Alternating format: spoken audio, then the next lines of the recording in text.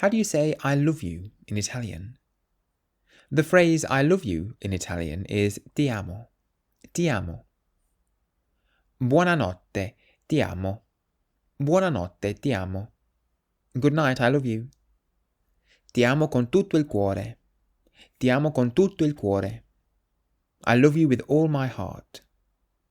The phrase ti amo can be used in romantic relationships, but if you want to say I love you to friends or family, then you can say instead ti voglio bene. Ti voglio bene.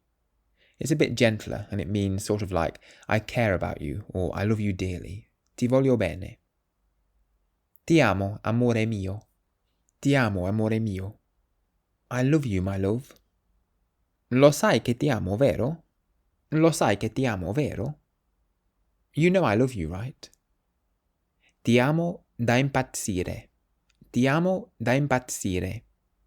I love you like crazy. So if you want to say I love you in Italian, you can say ti amo.